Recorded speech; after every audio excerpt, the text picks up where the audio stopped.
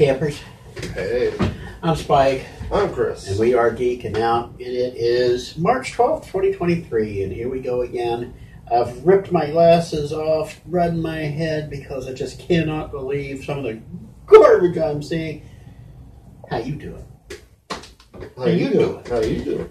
Too late, I asked first. Oh. Yeah. Hi, vey. It has been a long week. We lost Gilman, we lost Mr. Big, and we lost somebody else from the 50s. I can't remember who it was. I'll think about it. But anyway, the guy who was Gilman and Preacher of the Black Lagoon, he passed away at the age of 90-something. But he was... I didn't know he was one of Hollywood's premier underwater filmographers. He did everything. He did underwater scenes for several James Bond movies. He wound up even doing the underwater scene in the pool for Caddyshack, where the camera comes sneaking up from underwater on the Baby Ruth bar. That was Gilman. Wow. And then Bird Eye Gordon passed away at the age of 100. He was the one who did all the big, small movies and stuff. Valley of the Giants and all the other stuff like that. So it has been... well, I mean, not nice, but his work nice. Yeah. But yeah, he's one of those, and Mystery Science Theater fans know him pretty well. So also, what is his name? Something Pool? Yeah, I can't remember who it is either. The dude from Fiddler on the Roof, is that? Yeah, Fiddler on the Roof. Mm. Mm-hmm. Da da da da da da da da da da da da da da. Yeah, I believe you. I just have no idea who it is. Yeah. Shows you how well informed we are. Well, it's been kind of a sucky week for fans of the 50s and 60s. So. Sure. Chris, do you have anything sitting in reserve that we need to talk about this week? Because no. Yes, I got relevant stuff, but it's not much. Let's throw something out there and let's see what we do. Have to make this an abbreviated version because I got things I got to get done today because Sunday may be a day of rest for some people. Yeah. So what do we got? What's going on? All right. A lot of you may not be well known with the Chinese acting and the history of film and stuff like that, but Sammo Hung is a well-known actor / action cinematographer, director, and producer. Is finally getting a Lifetime Achievement Award at the Asian Film Awards. And in related news, there's an Asian Film Awards. That is true. Yes. Didn't actually know that either. But yeah, he's been doing this for 60-some odd years now. He's best known for a lot of his work with the early Jackie Chan movies. He's probably, if you see him, he's heavy set, but he knows his martial arts and does his own stunts. He's been in a list of martial art films. So if you're a martial art head, then you know who I'm talking about, and you've seen all of his movies.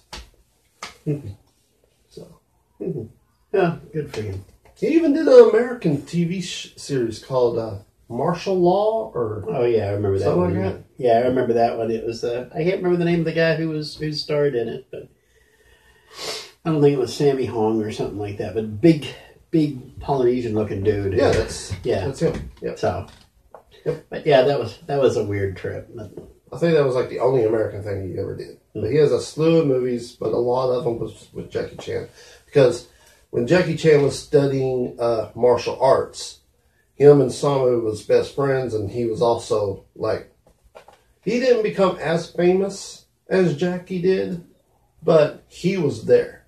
He's the one that directed all the stunts, fighting, all that. So, you live, you learn. Yep.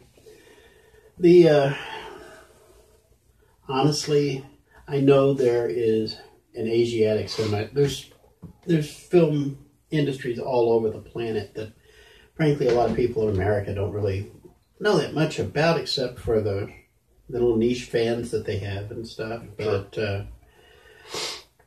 there's martial arts films have come a long, long, long way since Bruce Lee's heyday. And even then, Enter the Dragon is still considered one of the best action flicks of all time. So it's one of those things where you find out about it, maybe look into it if you've got an afternoon that you need to kill or something. So, yeah, you live, you learn. Yep. Anything else going on that we need to know about? So in case you have been living under a rock here lately, sometimes there's some rising stars that people just cannot get enough of and keep talking about. Mm. And one of those people is a young actress named Jenna Ortega. She has played in many movies. She's in the new Scream movies. But she's being really recognized for playing young Wednesday Addams in I knew that the Wednesday series. So now her career is skyrocketing. Well, apparently, I thought this was rumors. This may just be rumors. But apparently some are saying that it's actual fact that she is being eyed by Tim Burton himself, which of course makes sense because, creepy, kooky. Yeah. Mysterious and ooky. Yeah, they have a way of connecting to each other. Is being eyed for Tim Burton's Beetlejuice 2. Apparently she will be playing the daughter of Lydia. Yes. So. Doggone it. Yeah. If it wasn't for the fact that it was Tim Burton doing it, I wouldn't even get this news the time of day. Exactly. That's what I said. I was like, listen, I knew that they were thinking about doing a Beetlejuice 2 movie, but I was like, listen, Tim Burton's still around. He's still doing his stuff. If he is not involved, it's going to be trash. And it's been, 35 years since the last Beetlejuice movie? Yeah. 86, 87, something like that. So, it's... As far as I know, Michael Keaton is going to be coming back as Beetlejuice. Well, you can't get anybody else. Well, I can't say you couldn't get anybody else to do it, but Michael Keaton would beat the unholy crap out of you if you tried. So, right. And so would the fans, too. I mean, Beetlejuice hasn't developed the fandom that the Ghostbusters did, for example, but it's still... iconic, so far out there, it's become iconic. Honestly, you could argue that the cartoon is more iconic than the movie was, because the cartoon went on for several years after and just completely redefined Saturday morning cartoons in so many ways before they imploded and died. But it just from the quality of the animation to the quality of the storytelling, but between that and, again, Ghostbusters, those two Saturday morning cartoon shows were like the great send-off for Saturday morning cartoons until a bunch of busybody, no-good-nick Kevins and Karens decided that we should be preaching messages on Saturday mornings instead of entertaining children and feeding them sugary cereals. So thanks heaps, Kevins and Karens. So, yeah. I would have zero problem with going back to Saturday morning cartoons compared to the dreck that plays now. I would actually put an age block on broadcast television because we need to talk about 3G sometime, which is coming up. It's the new broadcast TV standard. I've mentioned white space internet access before. That's what 3G television is, what this is going to turn into. It's actually called ATSC 3, which is a new broadcasting standard that would basically make all broadcast television interactive. So you could actually start streaming without having to pay for internet access. Really? Mm-hmm. It's coming. Oh. It is coming, and it's within the next year or two. Remember the FCC auction where they got rid of all the TV bandwidth and sold it to the cell phone companies and stuff so they could do 5G. There's a whole lot of space that has to be left in between each broadcast channel. And basically what ATSC3 would do is start using some of that leftover space between the channels. So each channel has like a little box, a little fence that's around their signal. And white space ATS3 is going to expand that space so they can offer a lot more services. Oh. This is going to be fun. This is a lot more interesting than I found ATSC2. But, of course, you're going to wind up having to buy yet another TV tuner. But this one might actually really be worth it. So. Interesting. So, on that little bit of jargon, what else we got, Chris? All right. Disney's Bob Iger. Sorry, knee-jerk reaction. He has finally came to terms that, yeah, they're doing wrong stuff. Wrong stuff. Yeah, because they posted a loss for the quarter. He's finally figured it out. So he has decided to pull back on future Star Wars movies and to calm down on Marvel TV shows, spin-offs, and all that good stuff. Mm-hmm.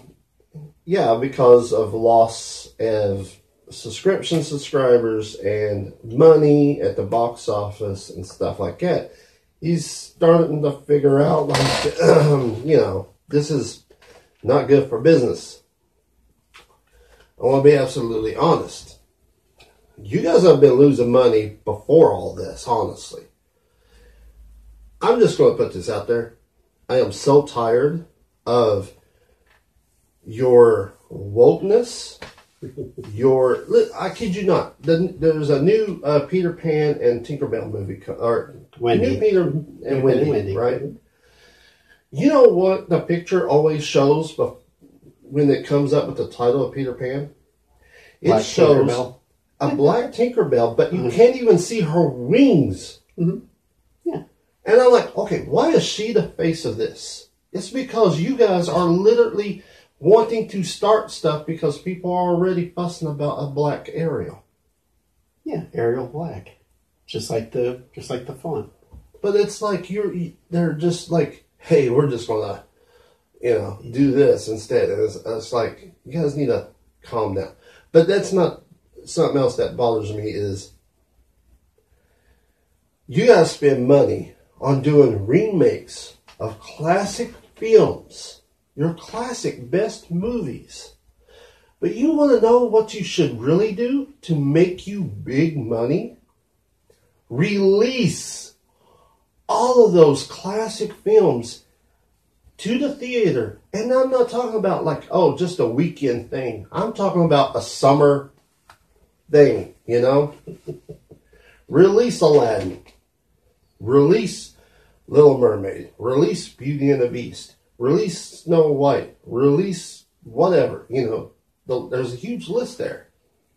Release these movies so this new generation can go see these classic films that are nostalgia for the adults who are like, oh, I grew up with this movie. This movie's fantastic. I want to take my kids to see this movie because the magic is there.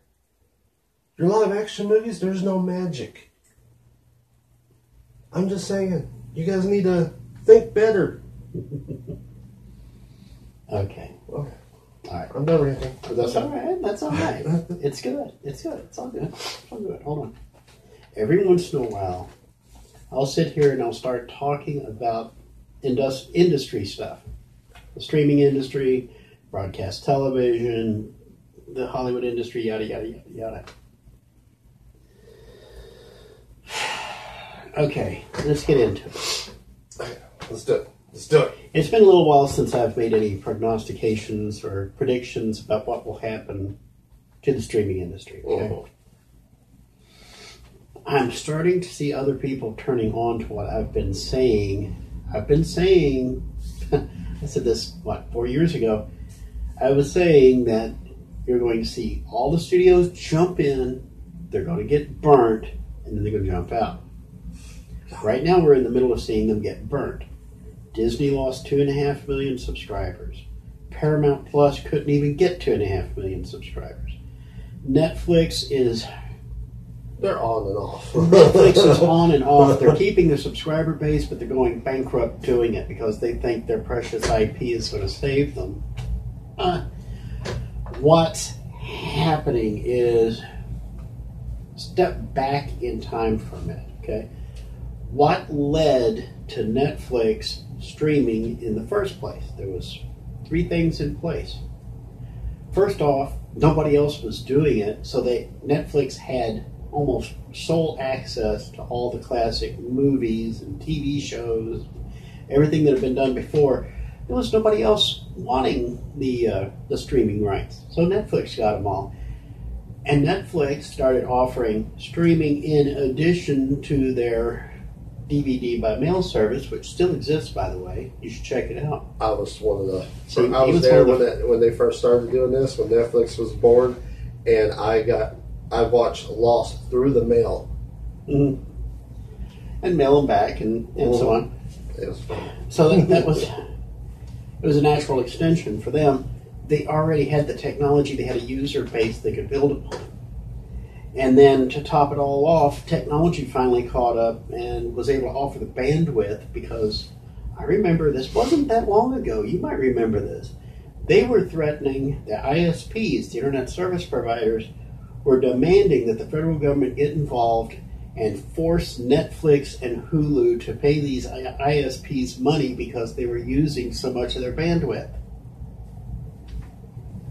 That seems quaint now, but that's what it was back in the day. Now we've gotten to the point everybody and their grandparents are in the streaming business. Every studio has to have one. We have MGM, for crying out loud, just jumped in. MGM barely even has a studio. But there's MGM Plus right there. So everybody's jumped in, everybody's getting burnt. What you're about to see, well, hold on, I want to make one more quick point. What was the alternative? Back in the day when Netflix first started streaming, what was the alternative for people watching online? There were no legal alternatives. The only alternative to watching Netflix was piracy. Oh dear, I said the P word. Oh dear, that's going to get us thrown off of YouTube. Here's what's going to happen. Everybody's jumped in. Everybody wants to charge for their own crap. Okay, Warner Brothers wants you to pay them $15 a month to watch their crap. Ugh. Disney wants you to pay them, what is it now, $9, $10 a month to watch their crap. MGM wants you to pay $7 a month to watch, $6 a month to watch their crap. The BBC wants you to pay them to watch their crap. Although I admit BBC does have a slightly higher standard. All these studios want you to pay them money to watch their crap, and 99% you are going to think of as crap. I look at Netflix and all their original series, and that's all Netflix has anymore is their original series, or it was. Hold on a minute. Netflix has all these original series. Nobody cares. Every once in a while you get Wednesday. Okay? Every once in a while you'll get a Stranger Things. Those are few and far between. Okay? Chris Rock got a mention for bad-mouthing Will Smith in his Netflix comedy special. Okay? Every once in a while Netflix gets some love in the media. But that's not a way to build your business around it. Point is, Netflix is still a 600-pound gorilla and is the one that can survive the sea changes the longest. They can outlast just about anybody in the space. Even AT&T, and I'm not even getting triggered on AT&T right now. AT&T bought Warner Brothers, Time Warner, and they couldn't figure out what in the world to do with it. All they knew is they were losing a fortune the longer they owned it. That's why they got rid of it as quick as they could, and Discovery wound up with it because Discovery's got all this money laying around apparently. all of these technical companies, all these technology companies are running out of cash. I don't know if you've heard of a company called Silicon Valley Bank. I don't know if you've ever heard of this or not, but they were heavy into tech startups. Okay. New companies like Netflix and other technology companies, that was their bailiwick. That was what Silicon Valley Bank did. Silicon Valley companies. Well, suddenly all these people who were throwing all this money because they wanted to invest in these things realized they're not getting any of their money back. And so they can't get any of their money back out, but they're not going to give them any more money to burn. And so now all this money that they were burning through was being kept at Silicon Valley Bank. All of a sudden, some of them realized, you know what, if I wait too long, I'm not going to get my money back out. And they started running on the bank.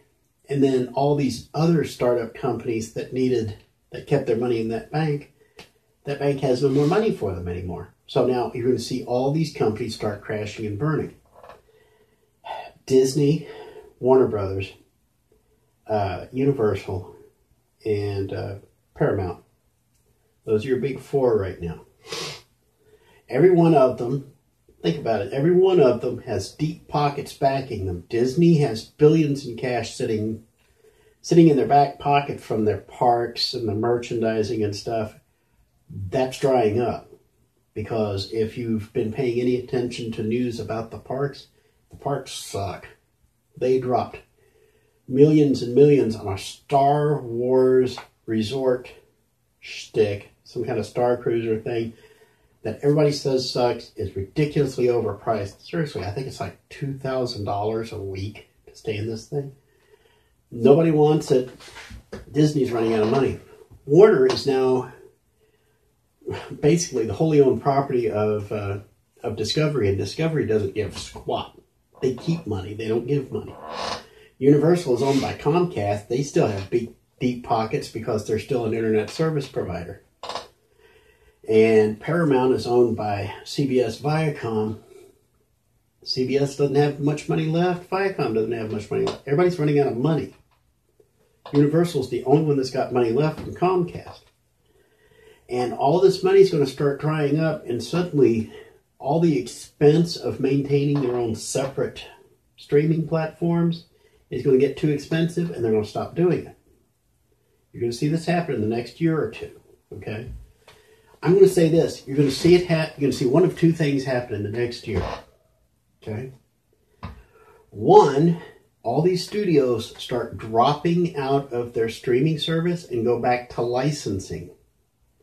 Look around. This is what is happening right now with Paramount and CBS. All their old Paramount content suddenly starting to turn up on other streaming services like Pluto TV, which is owned by CBS, Viacom, Paramount. All their old stuff like the original Hawaii Five-0 and all the good old stuff that they've got. It's the Twilight Zone. That's all on Pluto TV, and it's ad supported. Disney is starting to have their movies and their shows turning up on other platforms so that they'll start getting money in instead of just spending money on stuff nobody wants to see. So within the next year or so, you're going to see a bunch of these companies get out of the streaming business, and Disney Plus might survive. Netflix, I think, definitely will. Hulu will probably survive, but it won't be owned by Disney. You'll see, I imagine Paramount probably go down. MGM definitely go down. A lot of these others will probably go down. Discovery Plus probably will stick around because their stuff costs nothing to make and there are people interested in it. Discovery Plus is one of the very few subscription services I've held on to for more than a month in the last 2 years. That I've started anyway. But so that's one option, is you're going to start seeing these drop. The other option, if these companies keep pushing for rate hikes, they keep pushing, demanding that you follow their restrictive models. If they insist upon punishing their customers the way they do, as with Netflix and their password sharing, which they had to back up on, you're going to see the rise of a new We'll just call it a new Pirates franchise, but it won't have Johnny Depp in it, if you know what I mean. Wink, wink, nudge, nudge. You will see people return to the seas, and that's going to be bad news for everybody, because then nobody will go right back to where we were 10 years ago. Nobody pays for anything, and Hollywood starts losing a fortune again. And no source of income to make it up, because cable's dying, broadcast is dying, DVDs are dying, although Blu-rays are starting to make somewhat of a comeback. People realized you can't trust your online streaming providers, especially Amazon, to keep stuff there for you that you, quote, quote, buy, end quote. So people are finally starting to figure out what I've been telling you now for 2 years: buy physical media. So what's it going to be, y'all? I get the feeling that once the shakeout is done, you're going to see Netflix. It's going to be expensive. It won't be like before. But for $20 a month, you get all the Paramount content you want. You'll get all the Universal content you want, all the NBC, the CBS. You might even see some Disney stuff on there. And Paramount stuff will be on there. It'll be like it was before, but it'll cost you 4 or 5 times as much. And I said that on March 12th, 2023. We'll see if that comes true.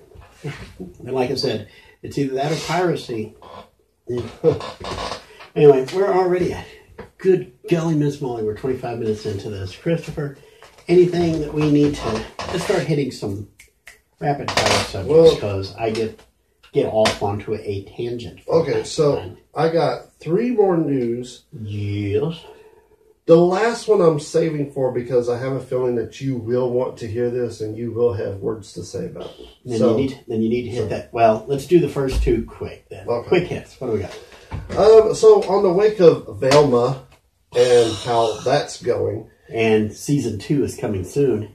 Yeah, Elizabeth Banks, actress, and also has spoken out on, sexism and stuff like that, is producing the Flintstones' new spin-off series called Bedrock, which will follow a 20-something Pebbles and her trying to make it in the world. It will be targeted to more adults. So all I hear is woke, woke, woke, woke. You know what I hear? Hold on. You know what I hear? What? Pedo, pedo, pedo, pedo. You're taking a children's franchise. Now understand, admitted, back in the day, in the 60s, Flintstones aired in primetime on ABC. I think it was ABC. And it was an all-ages show. It was a family show. It was something for adults as well as kids. For the last 50 years, it's been treated as a children's property. And now you're going to turn it adult. That's pedo bear. You're being a pedo bear, Elizabeth Banks. Stop it. That's all I got to say on it. Stop trying to pornographize children's IPs. Stop it. Well, she's in her 20s in this one, apparently. I don't care. Flintstones is still known as a children's IP. And just like Scooby-Doo was. And when you try to assign adult themes into it, you're going to get children interested in seeing it because it's Velma. Velma's Scooby-Doo. It's Pebbles. Pebbles is the Flintstones. Well, and what do they have in common? So here's the funny thing about Velma. Yeah. Oh, is there something funny in Velma? Yes, I'm surprised. Because apparently, I don't know who is asking for it or whose who's paying for Velma. One, for no one. Two, all the Warner Brothers. But there's this thing on YouTube where they always take teens react. So teens will react to old time music that they've never heard of. Teens will react to, stuff like that. And it's a huge series, and they did one on Velma, and I was like, okay, I got to see this, right? Mm-hmm. So it was basically Scooby-Doo throughout the years and how it's changed. And all of them got good responses except for Velma. Mm-hmm. And they were like, what is this crap? Yes, because this was coming from teenagers who were just like, look, I love this. What is this? Kids are a lot more sophisticated than they get credit for. Kids understand concepts. Kids know when they're being BS. And Velma, Mindy Kaling. Yeah. You want to go ahead and whiz more money away, Warner Brothers? You go right ahead. That's why I don't own any Warner Brothers stock. But I got a feeling that Pebbles is probably going to end up becoming a lesbian. I don't care. I'm going to do to Pebbles what I did to Velma. I'm going to ignore it. Being a geek, I'm going to stay away from it. I'm not going to get any of that stench on me. I'm going to stay away from it, and I'm going to decanonize it. I'm going to ignore it. It does not exist, just like I do with every Star Trek series since Deep Space Nine. They've all stunk, and I stay away from them. They are not a part of my experience. I don't care. Just go away. You're done. You're done. You never even started. You're done. All right. Build-A-Bear reveal a new line of Super Mario. Well, they will end up having Mario, Luigi, and Peach. I get the feeling that Mario is going to be the movie to beat this summer. And it's odd that I'm saying that because, boy, the first one stunk on ice. That and Dungeons and Dragons, because I'm already hearing great reviews from Dungeons and Dragons. I don't think that much about Dungeons and Dragons because TSR is wholly owned and operated by Wizards of the Coast, and Wizards of the Coast couldn't do a worse job with Dungeons and Dragons. They were wiping their butt on Gary Gygax's grave. Wow.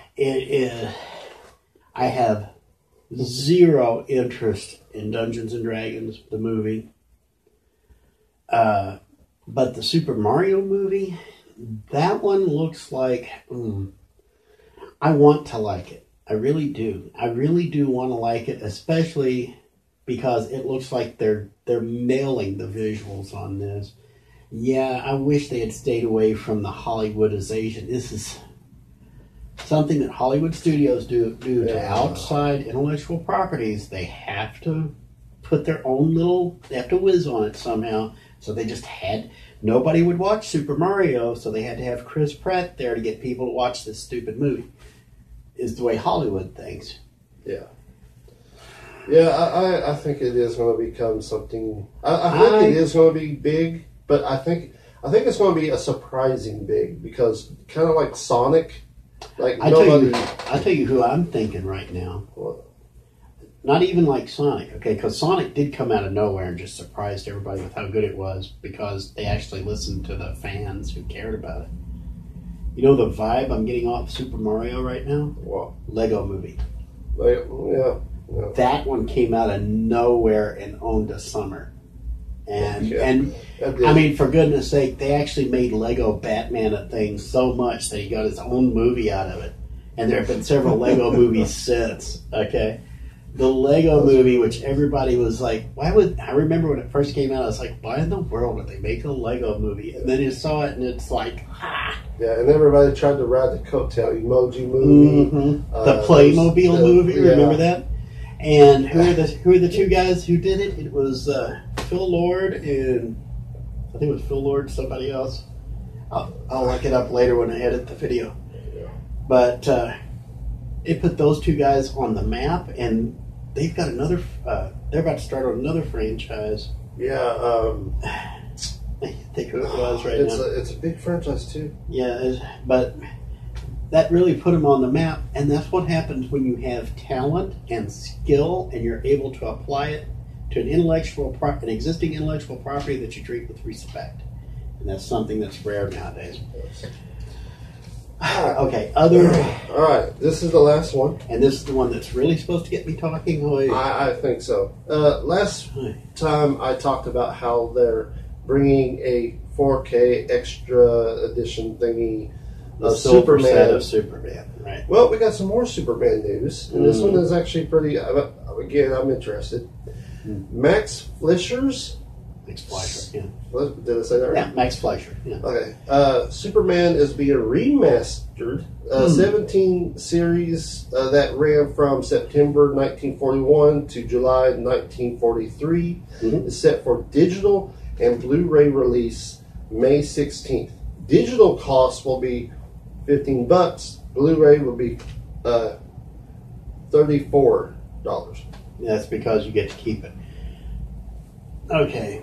For those of you who don't know about Max Fleischer, okay, we really do need to sit down. That would be an example of a backrack video topic, the Fleischer Studios, because they were also the ones who put Popeye on the map. Yeah. Okay. The thing you got to understand, Max Fleischer's Superman started in 1941. I knew I was going to get you on Okay, that. hold on a minute. Superman started in 1938, 39. I think it was 39. So Superman hadn't been around that long, but it was in 4-color comic books, in Action Comics, okay? Which made it a perfect setting. Yes, I got a huge Action Comics up here on the wall. But that made it a perfect adaptation for animation. And Max Fleischer, holy cow. Max Fleischer, when he wanted to, and he wanted to as Superman, because, man, you could tell the guy, the animators at Fleischer Studio are just feeling it on Superman. This rivals Disney animation. Okay? Because Superman, hold on a minute, I'm whistling everywhere. Superman is one of those bigger-than-life things that works so much better in art than it does in real life. Okay? Go through the television series. You have Superman the Animated Series, which was a lot better than I thought it would be. The Justice League Unlimited, all the Superman movies.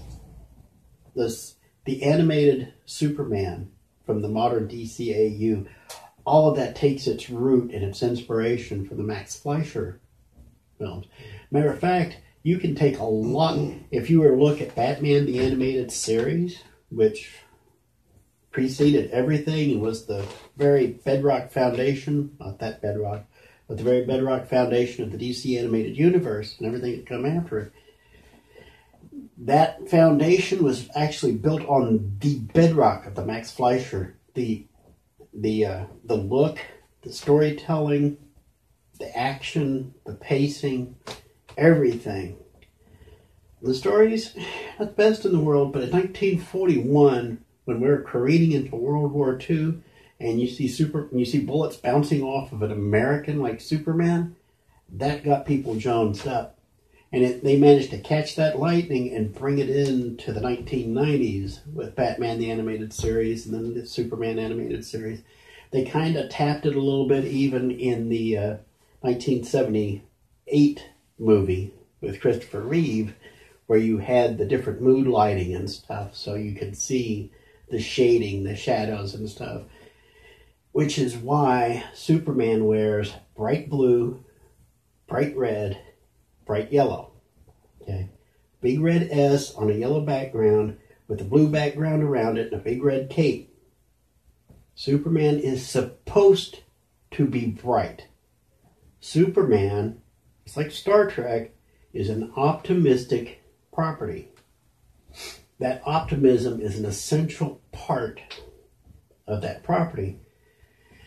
And so when you put Superman in a dreary outfit, put Superman in a dark blue or almost black outfit, muddle the colors, make things smudgy, make him look like he's got 5 o'clock shadow, people look at that and they're like, what is this garbage? It's almost like Nicolas Cage Superman. You look at him and he's like, that's not Superman. He doesn't inspire me. Superman inspires because he is bright, he is bold, he is strong, and he is inspirational. And that is why he has been buried under so much junk for so long. Because there is one thing Hollywood absolutely despises doing today. This current generation of creators, I've been doing a lot of air quotes this week. The current generation of creators absolutely despise inspiration because they don't think there's anything worth inspiring. I'm glad you brought up the whole suit situation because I never did understand when people was like, oh, Superman's wearing the black suit. Spider-Man's wearing the black suit. Did you see that? Oh my goodness. It's the black suit. And it's like, so? Like, I don't care. Like, there's, like, that, just because that was part of a certain story that you liked, I don't care. There's like a list of things that, like, it had nothing to do with them changing the suit so they can be more edgier. Like, right. Batman is edgy. Superman in a black suit, just like Spider-Man in a black suit.